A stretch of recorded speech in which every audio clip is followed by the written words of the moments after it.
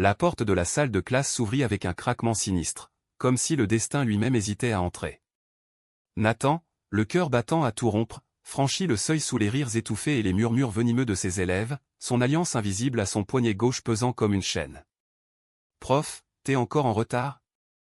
Où t'attendait ton petit copain ?» lança une voix moqueuse depuis le fond de la pièce, déclenchant une vague de gloussements qui transperça l'air comme des éclats de verre. Dans l'ombre de ce lycée parisien du 19e arrondissement, où les tours de la basilique du Sacré-Cœur se dressaient au loin comme des sentinelles indifférentes, Simon observait la scène depuis son pupitre du milieu, ses doigts crispés sur un cahier vierge, le sang affluant à ses joues rougissantes. Ce jour-là, le 15 novembre 2025, tout bascula quand Nathan, d'un geste fluide et désespéré, arracha sa chemise devant la classe entière, révélant non pas sa chair, mais un tatouage arc-en-ciel gravé sur son torse, liberté, égalité, amour. Nathan avait toujours su que l'enseignement était un champ de mines, surtout dans un établissement comme le lycée Henri Bergson, niché dans les ruelles étroites de Belleville, ce quartier bouillonnant où les odeurs d'épices maghrébines se mêlaient aux effluves de pain frais des boulangeries. À 35 ans, avec son diplôme de la Sorbonne en littérature française encore frais dans l'esprit, il avait rêvé d'inspirer une génération, de faire vibrer les âmes jeunes avec les vers de Rimbaud ou les passions tourmentées de Proust. Mais la réalité s'était avérée plus cruelle, ses élèves de terminale, ces adolescents en pleine nuit identitaire, avaient flairé en lui l'odeur de l'altérité. Le prof gay, murmurait-il dans les couloirs, leurs mots comme des flèches empoisonnées.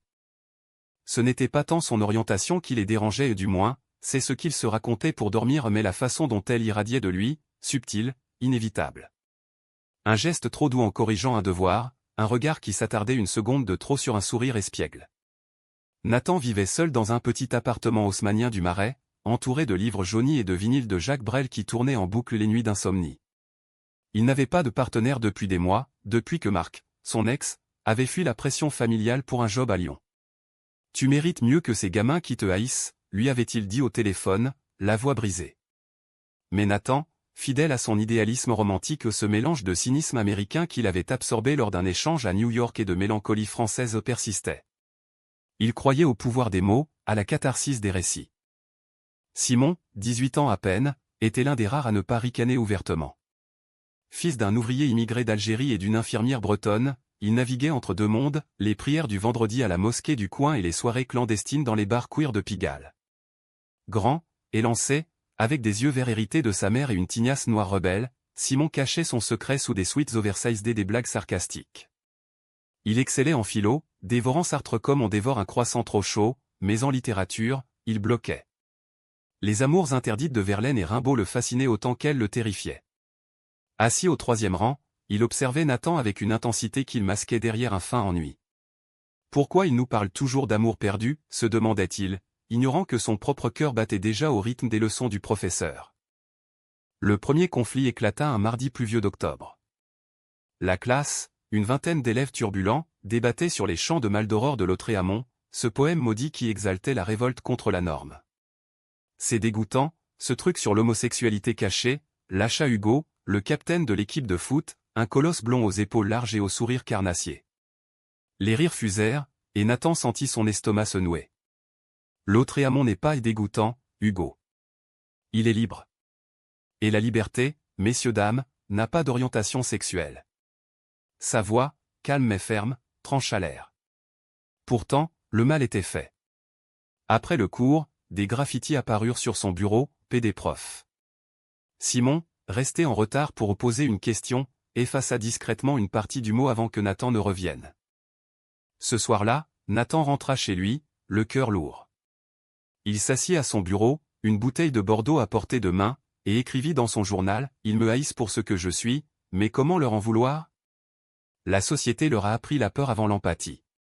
Dehors, la scène scintillait sous les lumières des ponts, indifférente aux tourments humains.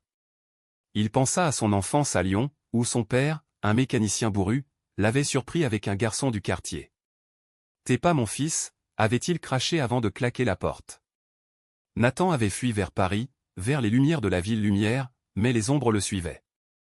Simon, de son côté, rentra dans son HLM du 20e, où les murs fins laissaient filtrer les disputes parentales.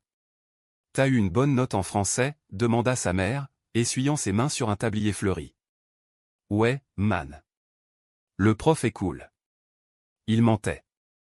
dans sa chambre exiguë, poster de Bob Dylan volé à un marché aux puces, il tapa sur son vieux laptop. Que faire quand on tombe amoureux de son prof? Le forum anonyme des jeunes LGBT parisiens regorgea de conseils, par lui. Ou fuit. Simon ferma l'ordinateur, le cœur en vrac. Les semaines suivantes, la tension monta d'un cran. Des lettres anonymes glissaient dans le casier de Nathan, démissionne ou on te vire. Les ragots se propagèrent comme une traînée de poudre, atteignant même la direction. La proviseure, Madame Duval, une femme austère aux lunettes en écaille, le convoqua. Nathan, nous apprécions votre engagement, mais soyez discret. L'école a une réputation. Il acquiesça, ravalant sa bile. Discret. Ce mot le rongeait comme un acide. C'est alors que Simon agit. Lors d'une interro sur À la recherche du temps perdu, il glissa un mot sous la copie de Nathan, je sais ce que c'est. T'es pas seul. Est-ce le professeur, découvrant le billet après la sonnerie, sentit un frisson le traverser. Était-ce une menace? Une main tendue? Il relut les mots, le papier froissé dans sa paume. Pour la première fois depuis des mois, un sourire effleura ses lèvres. Leur premier échange réel eut lieu à la bibliothèque de l'école, un sanctuaire poussiéreux aux étagères croulantes. Simon, feignant de chercher un livre sur Camus, s'approcha. Prof, j'ai pas compris le passage sur l'amour chez Proust. Nathan leva les yeux de son essai. L'amour chez Proust n'est pas simple, Simon. C'est une madeleine trempée dans la mémoire, un poison doux. Leurs regards se croisèrent, et dans cet instant suspendu, l'air crépita d'une électricité muette. Simon rougit, balbutia un merci, et s'enfuit. Nathan rentra chez lui, hanté. Il est trop jeune, se morigénata-t-il, versant un verre de cognac. Mais le doute s'insinuait, et si c'était réciproque? Les nuits suivantes, ses rêves se peuplèrent de visions, Simon riant sous la pluie parisienne, leurs mains se frôlant dans un café du quartier latin. Il se réveilla en sueur, coupable, excité. La classe, ignorant tout, accentua ses attaques. Lors d'une sortie au Louvre, Hugo accidentellement bouscula Nathan dans l'escalier, le faisant trébucher. Oups, désolé, prof. T'es si fragile. Les rires résonnèrent sous les voûtes Renaissance. Simon, témoin, serra les poings. Ce soir-là, il envoya un message anonyme au compte Instagram de l'école, soutenez Monsieur Lefebvre. Amour pour tout. Le post fit 200 likes en une nuit, mais attira aussi des trolls. Nathan, découvrant le hashtag, sentit les larmes monter. Quelqu'un le défendait. Était-ce Simon? Il décida de tester les eaux lors du prochain cours. Aujourd'hui, nous parlons de Verlaine et Rimbaud. Leur amour était scandaleux, destructeur, mais immortel. Qui oserait dire que l'amour a une forme? La classe se tut, Hugo croisa les bras, mais Simon leva la main, personne, prof. L'amour est amour. Ce fut le début d'une danse fragile. Après les cours, Simon traînait, posant des questions sur Baudelaire, sur les fleurs du mal. Nathan répondait, sa voix plus chaude, ses yeux plus vifs. Il parlait de tout, des manifs pour les droits LGBT à Paris, des films de Xavier Dolan qu'ils adoraient secrètement, des craintes partagées. Ma famille. Il ne comprendrait pas, avoua Simon un jour, les yeux baissés. Nathan posa une main sur son épaule, un geste innocent, fraternel. La famille, c'est ce qu'on choisit, parfois. Mais le destin, ce farceur cruel, avait d'autres plans. Hugo, flairant quelque chose, fouilla le téléphone de Simon lors d'une pause basket. Il découvrit les messages codés, les recherches sur amour prof-élève. T'es un PD comme lui, hurla-t-il dans les vestiaires, postant une capture d'écran anonyme sur le groupe WhatsApp de la classe. L'enfer se déchaîna, insultes, exclusions, regards haineux. Nathan apprit la nouvelle par un appel paniqué de la proviseure. Votre implication personnelle risque de ruiner tout le monde. Il se rua à l'école, trouva Simon recroquevillé dans les toilettes, le visage tuméfié d'un coup de poing. Simon. Mon Dieu. Il l'aida à se relever, le serra contre lui un câlin paternel, mais chargé d'une tendresse interdite. Ça va aller. On va s'en sortir. Pourtant, au fond de lui, Nathan savait que le point de non-retour approchait. La rumeur enflait, la presse locale flairait le scandale. Et dans ce tourbillon, un amour naissant, pur et douloureux, se forgeait dans l'ombre. Les jours suivants furent un kaléidoscope de chaos. Le lycée Henri Bergson, ce bastion de l'éducation laïque, se transforma en arène gladiatoriale. Les élèves se divisaient en camps, les loyalistes d'Hugo, ces jeunes loups nourris aux stéréotypes virils du foot et des jeux vidéo, contre un noyau dur de sensitifs ou des filles comme Léa, qui postaient des stories Instagram avec Stop Homophobie, et des garçons comme Théo, un artiste timide qui dessinait des poèmes graphiques sur l'acceptation. Simon, au centre de la tempête, devint le paria. Traître, allié des PD, les mots pleuvaient comme la pluie incessante de novembre sur les pavés parisiens. Dehors, Paris bruissait, klaxons, rires de passants, le métro grondant sous les pieds. Ils parlèrent jusqu'à l'aube, de rêve Simon voulait étudier les arts à la Sorbonne, Nathan rêvait d'écrire un roman sur les amours maudits. Quand Simon partit, un baiser sur la joue laissait là, promesse d'un futur incertain. Mais la trahison guettait. Hugo, obsédé par sa croisade, avait suivi Simon ce soir-là. Planqué dans l'ombre d'un Porsche, il prit des photos floues, la porte s'ouvrant, les silhouettes enlacées dans la lumière tamisée. Jackpot, murmura-t-il, en voyant les clichés à la proviseure avec un mail anonyme, preuve du scandale. Licenciez-le. La bagarre éclata, point volant, cri étouffé. Nathan, plus frêle, encaissa un coup au ventre, mais riposta avec une fureur contenue. Simon, alerté par un pressentiment, surgit avec Léa et Théo. Arrêtez, hurla-t-il, se jetant entre eux. Hugo recula, le visage déformé par la rage. Le doute? Ce soir-là, dans l'appartement de Nathan, pansement sur les ecchymoses, ils se confessèrent tout. Je t'aime, vraiment, murmura Simon, les yeux dans les yeux. Nathan, vaincu par l'évidence, l'embrassa à un baiser tendre, premier, chargé de tous les interdits brisés. Paris, dehors, applaudit en silence, feu d'artifice lointain pour la fête de la musique anticipée. Nathan, seul, erra dans le marais, passant devant la ménagerie, ce bar historique où les premiers couples gays s'étaient embrassés en public. Il pensa à l'Amérique qu'il aimait tant dans ses livres Ce 11 Road de Kerouac, où l'amour nomade défiait les normes et se demanda si Paris, sa Paris, n'était pas trop étriqué pour eux. Il écrivit une lettre manuscrite à Simon, « Pardonne-moi. L'amour n'est pas possession, mais liberté. Reviens-moi. » Simon, la lisant dans sa chambre, pleura. Il répondit par une vidéo, lui, marchant seul sur le pont des Arts, cadenas à la main, un cadenas gravé NES qu'il accrocha à la rambarde, défiant l'interdit des autorités. Pour nous. Pour toujours. La réconciliation fut ardente. Ils se retrouvèrent dans l'appartement de Julien, absent pour un vernissage. Pas de mots d'abord, juste un baiser, profond, affamé, main explorant timidement. Nathan guida Simon avec tendresse, murmurant, doucement. On a le temps. La nuit fut un sanctuaire, corps enlacés, confessions chuchotées, l'aube les trouvant épuisés mais unis. Mais la trahison majeure frappa comme la foudre. Madame Duval, sous pression du conseil d'administration ou des parents friqués du 16e infiltrés dans le board, décida de nettoyer l'affaire. Elle contacta les flics, alléguant une corruption de mineurs. Perquisition à l'appartement, ordinateur saisi, message décrypté. Nathan arrêté en pleine rue, menottes au poignet, sous les regards des badauds. C'est une erreur, hurla-t-il, mais le fourgon cellulaire l'emporta vers le commissariat du 18e. Simon apprit la nouvelle par un appel de Léa, paniqua. Il se rua au poste, supplia, c'est faux. Nathan est innocent. Mais les lois françaises, rigides comme les gargouilles de Notre-Dame, ne pliaient pas interrogatoire musclé, avoue, Lefebvre. Les photos, les nuits ensemble. Nathan, droit dans son costume froissé, nia tout, c'était de l'amitié. De l'amour platonique jusqu'à récemment, et consenti. Mais les preuves, montées de toutes pièces, pesaient lourd. Hugo, témoin clé, fut convoqué. Sous le feu des questions, il craqua, c'est moi qui ai tout balancé. Mais ils n'ont rien fait de mal. Sa confession, enregistrée, fit basculer l'enquête. Mais le mal était fait, Nathan passa une nuit en garde à vue, Simon assigné à résidence. La nouvelle explosa dans les médias, arrestation choc d'un prof pour relation avec élève, homophobie ou scandale. Des manifs spontanés éclatèrent devant le lycée, pancarte justice pour Nathan et Simon, drapeau arc-en-ciel claquant au vent froid. Inter-LGBT lança une pétition, 50K signatures en 24 heures. Même des célébrités ou un acteur de Lupin tweetant son soutien amplifièrent le cri.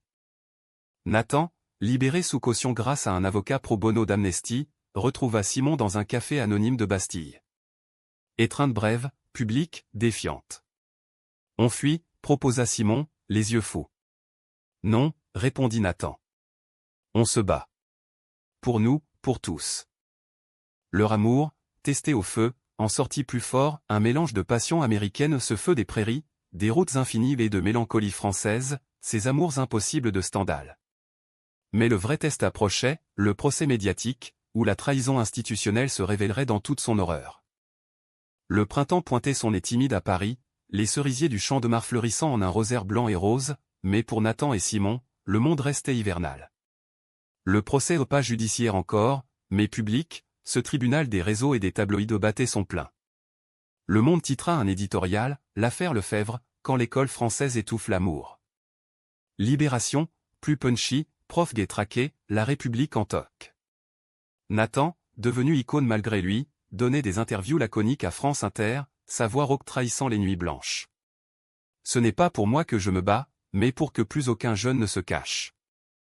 Simon, reprenant les cours sous protection psychologique, une conseillère scolaire bienveillante, vestale des âmes blessées, devenait activiste. Il anima un club LGBT au nouveau lycée, Arc-en-Ciel, où 10 élèves osèrent se confier, coming out timide, peur partagée. Nathan m'a appris que l'amour guérit, disait-il, citant son mentor comme un prophète laïque. Chez lui, l'harmonie fragile tenait, dîners familiaux où l'on parlait de tout, même de ce garçon qui rend mon fils heureux, comme le dit sa mère un soir, versant le couscous avec une tendresse neuve. Leur couple, naissant et fragile, se nourrissait d'instants volés. Week-end à la campagne, chez une tante de Julien en Normandie, balade sur les falaises de Étretat, où le vent salé emportait les doutes, dîner aux chandelles avec des crêpes au sarrasin, rire fusant comme des bulles de cidre. Nathan initiait Simon à la cuisine, un risotto aux truffes, clin d'œil à ses rêves italiens, tandis que Simon, espiègle, le surprenait avec des playlists Spotify, du Phoenix pour danser nu dans le salon, du Étienne Dao pour les slows langoureux. T'es mon American Pie, mais en français, taquinait Simon, embrassant la nuque de Nathan. Pourtant, la trahison institutionnelle culmina. L'enquête révéla que Madame Duval avait fabriqué des preuves, mais falsifiées, photos truquées via un logiciel basique. Pire, elle avait reçu des fonds occultes de parents conservateurs, un don pour la moralité. Le scandale éclaboussa le rectorat, démission de la proviseure, enquête ministérielle. Hugo, clé du puzzle, témoigna au pénal, j'ai été manipulé. Ma haine. C'était la mienne, mais amplifiée. Rédemption en demi-teinte, il rejoignit le club d'Arc-en-Ciel, aidant les victimes de bullying, son tatouage sourit sur l'avant-bras comme un stigmate. Nathan et Simon, unis face à la tempête, affrontèrent les médias ensemble. Une interview croisée à Quotidien, Yann Barthès, malicieux, les interrogea sur l'amour interdit. Interdit ? C'est l'amour qui interdit la haine, répondit Nathan, tenant la main de Simon sous la table. L'audience explosa en applaudissements, le clip fit 2 millions de vues. Mais le vrai climax frappa en mai, lors de la marche des fiertés. Paris, arc-en-ciel géant, chars flottants, drag queens en plumes, slogan Amour sans frontières. Nathan et Simon, en tête d'une délégation scolaire, portaient une banderole, de la haine à l'espoir, l'affaire Lefebvre. La foule hurla leur nom, mais au détour d'une rue, un groupe d'ultra d'extrême droite casqués, visage masqué au chargea. PD dehors. Cris, gaz lacrymo, bousculade. Nathan protégea Simon, encaissant un coup de matraque dans les côtes. Simon riposta avec un mégaphone, l'amour gagne. Blessés mais vivants, ils atterrirent à l'hôpital Cochin, côte à côte dans un lit double improvisé. On a gagné une bataille, murmura Nathan, pansement sur l'arcade. Simon, l'œil au beurre noir, sourit, la guerre continue. Mais avec toi, je suis invincible. La guérison fut physique et spirituelle. Nathan publia un essai dans le Nouvel Obs, l'école arc-en-ciel, pour une éducation queer, plaidoyer vibrant pour des programmes inclusifs. Simon, admis à la Sorbonne sur dossier exceptionnel, prépara une thèse sur les amours maudits dans la littérature française post-68. Leur appartement, enfin à eux, un 2 pièces rue des Francs-Bourgeois, devint sanctuaire, bibliothèque commune, lit king size pour les nuits enchevêtrées. Pourtant, un dernier conflit les ébranla. Simon, pressé par ses amis militants, voulait officialiser, sortons ensemble publiquement, partout. Nathan, marqué par les cicatrices, hésitait, et si on nous sépare à nouveau ? Laisse-moi guérir. Dispute explosive, verre brisé, porte claquant. Simon fugua une nuit, dormant chez Léa, qui le tensa. L'amour, c'est le compromis, pas le combat permanent. Nathan, seul, relut leur premier message, pleura sur Call Me By Your Name, ce film qui faisait écho à leur été impossible. Il appela Simon à l'aube. Reviens. Je suis prêt. Pour tout. Réunion au Père-Lachaise, sous la tombe d'Oscar Wilde. L'amour est le seigneur le plus jaloux, cita Nathan. Simon rit, l'embrassa, et nous, ses fidèles. Leur réconciliation scella un pacte, voyage aux États-Unis, ce rêve américain infusant leur romance. New York en juin, balade à Central Park, hot dog graisseux, Broadway avec Angels in America, ce drame queer sur la peste et la rédemption. C'est ça, notre histoire, dit Simon, main dans la main sur le Brooklyn Bridge. Nathan acquiesça, dramatique, émouvante, mais humaine. De retour à Paris, ils apprirent la nouvelle, réintégration de Nathan au lycée, sous condition en formation anti-homophobie pour tout le staff. Hugo, diplômé, s'excusa en personne, merci de m'avoir sauvé de moi-même. Poignée de main, pardon accordé. Mais la vie, ce roman inachevé, réservait un twist. Simon, lors d'un check-up post-mars, découvrit une ombre au foie au rien de grave, un kyste bénin, mais le mot maladie raviva les fantômes du sida, ces spectres hantant la génération queer. Nathan, paniqué, veilla des nuits entières. On affronte ça ensemble, jura-t-il.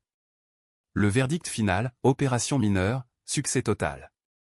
Soulagement, et une leçon, l'amour n'efface pas la vulnérabilité, mais la sublime. L'été 2026 enveloppa Paris d'une lumière dorée, les terrasses des cafés débordant de rire et de rosé frais, tandis que la scène miroitait comme un miroir complice.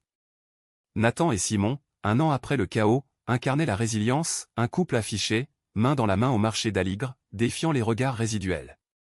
Nathan, réintégré triomphalement au lycée Henri Bergson désormais renommé Bergson Inclusif en clin d'œil ironique, transformait ses cours en forum vivant, débat sur Maurice de Forster, projection de Moonlight suivie de discussions ouvertes. Ses élèves, une nouvelle génération, l'acclamaient, même les anciens, comme Hugo parti en fac de sociaux à Nanterre, revenait pour des ateliers anti-bullying. Simon, première année à la Sorbonne, excellait, séminaire sur queer théorie à la française, où il disséquait leur histoire comme un cas d'étude. L'amour n'est pas une anomalie, mais une norme subversive, écrivait-il dans ses papiers, citant Butler et Foucault avec l'ardeur d'un converti. Sa famille, élargie, les invitait à dîner, tagine chez les parents, suivi d'un barbecue breton chez la sœur de sa mère. Vous êtes beaux ensemble, lâcha un jour le père de Simon, bière à la main, provoquant un silence ému puis des toasts. Leur quotidien, ce tissu de tendresse et de routine, respirait le romantisme humaniste, matin paresseux avec Croissant et Le Monde, après-midi à écrire côte à côte. Nathan peaufina son roman, Arc-en-ciel brisé, récit semi-autobiographique sur un prof et son muse adolescent, édité par Gallimard en poche queer. Soirée au cabaret Le Caveau de la Huchette, swingant sur du jazz manouche, corps collé dans la fumée des cigarettes électroniques. Sexe, exploration lente et joyeuse, Nathan, mentor patient, apprenant à Simon les cartes du plaisir, murmure en français et en anglais « Je t'aime, I love you too ». Pourtant, l'héritage du drame persistait. Nathan, hanté par des cauchemars de menottes, consultait un thérapeute queer, un juif séfarade du Marais aux blagues pince sans rire. La trahison institutionnelle, c'est comme un ex toxique, ça laisse des marques, mais tu choisis de danser malgré.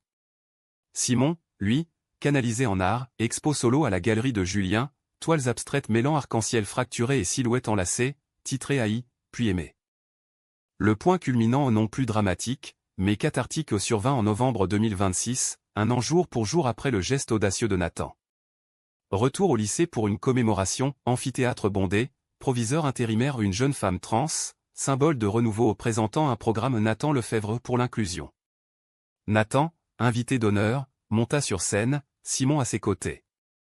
Il y a un an, j'ai arraché ma chemise pour crier ma vérité. Aujourd'hui, je la porte fièrement, avec l'amour qui m'a sauvé. Le geste, il déroula un rouleau géant, un manifeste signé par 500 élèves et profs, l'école sans haine. La foule ovationna, larmes et rires mêlés. Hugo, dans l'assistance, leva le poing, Léa filma pour Insta. Dehors, la cour s'illumina, lâchée de ballons arc-en-ciel, discours de Simon, Nathan m'a appris que l'amour est une arme. Utilisons-la. Le soir, chez eux, célébration intime, champagne, huîtres de Cancale, lit jonché de pétales de roses volées au Luxembourg. Épouse-moi, murmura Nathan, bague simple en argent gravée et liberté. Simon, ému, accepta, oui. Pour la vie. Pas de mariage légal encore, la France progressait, mais lentement, mais impact solennel, sous les étoiles parisiennes. L'épilogue s'écrivit en douceur. Le roman de Nathan devint best-seller, traduit en anglais pour un public américain avide de ces histoires de rédemption. Simon décrocha une bourse pour un master à Columbia, mais ils choisirent Paris, notre maison. Voyage d'été en road trip, à la Kerouac, Côte d'Azur, puis Italie, amoureux nomade. Des années plus tard, en 2030, Nathan, doyen respecté, et Simon, curateur d'une fondation queer, racontaient leur saga à des auditoires conquis. De la haine à l'harmonie, concluait-il, main dans la main. Pas de fin heureuse parfaite, la vie n'est pas un conte mais humaniste, amour cicatrisé, société un peu moins cruelle, cœur battant au rythme d'un arc-en-ciel éternel. Paris, éternel, les berçait, lumière de la tour Eiffel clignotant comme un clin d'œil. Et dans leur appartement, un tatouage partagé, amour sans peur. Fin.